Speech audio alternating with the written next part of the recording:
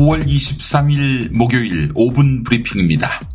김계환 해병대 사령관으로부터 임성근 사단장을 최수근 상병 사망 사건의 핵심 책임자로 꼽은 것과 관련해 VIP가 경로했다는 설을 들었다는 또 다른 진술을 고위공직자범죄수사처가 확보했습니다.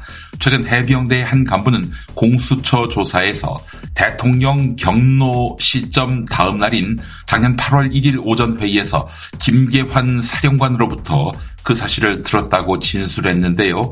그동안 박정훈 대령은 일관되게 이 주장을 해왔지요. 하지만 김계환 사령관 집무실에서 둘만 있을 때 들은 것이고 나중에 김계환 사령관이 말을 뒤집어 진실 규명이 쉽지 않았습니다.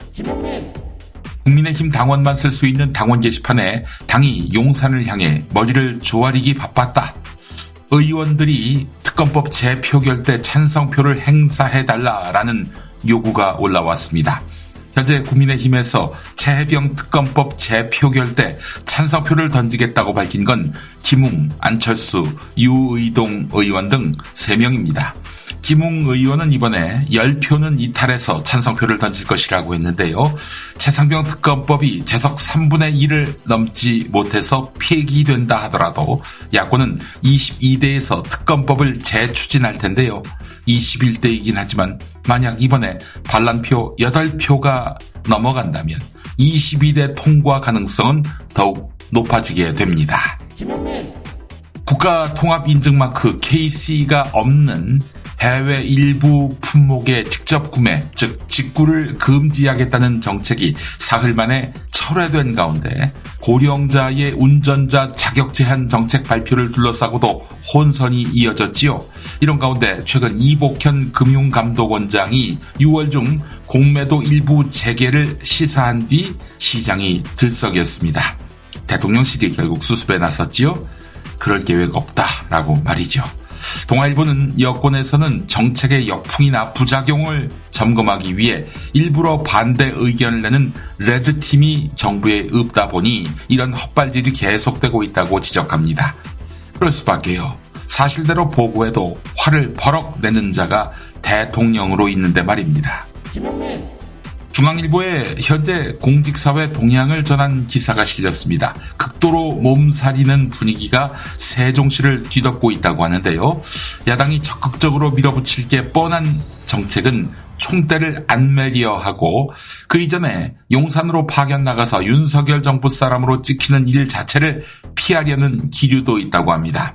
특히 산업통상자원부의 한 과장은 나중에 정권이 바뀌어 검찰 감사원이 문제 삼더라도 언제든 근거를 댈 수 있도록 이메일부터 통화 기록까지 모두 남겨둔다라고 말했습니다. 보건복지부의 한 과장은 업무상 통화를 전부 녹음한다라고 하고요. 대표적인 극우 논객 김순덕 동아일보 논설위원이 윤석열 대통령 부인 김건희 씨를 맹폭했습니다. 윤 대통령이 오해가 일어날 수 있어 아내 수사에 대해 따로 언급하지 않겠다라고 해놓고 검찰 수사 지휘부를 측근으로 교체했다.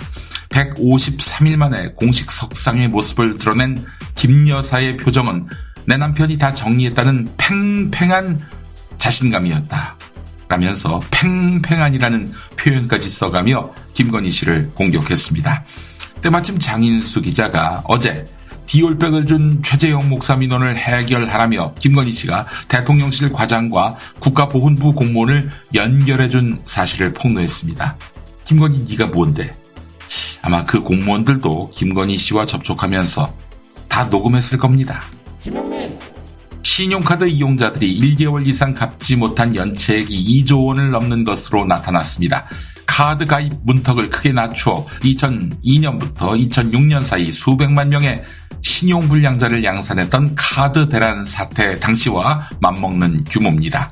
고물가 고금리 장기화와 경기 부진이 이어지면서 카드값을 갚지 못하는 서민들이 급증하고 있는 것입니다. 이렇다 보니 최근 카드사들은 연체율을 낮추기 위해 안간힘을 쓰고 있는데 총체적 위기가 몰아닥친 형국입니다. 5분 브리핑이었습니다.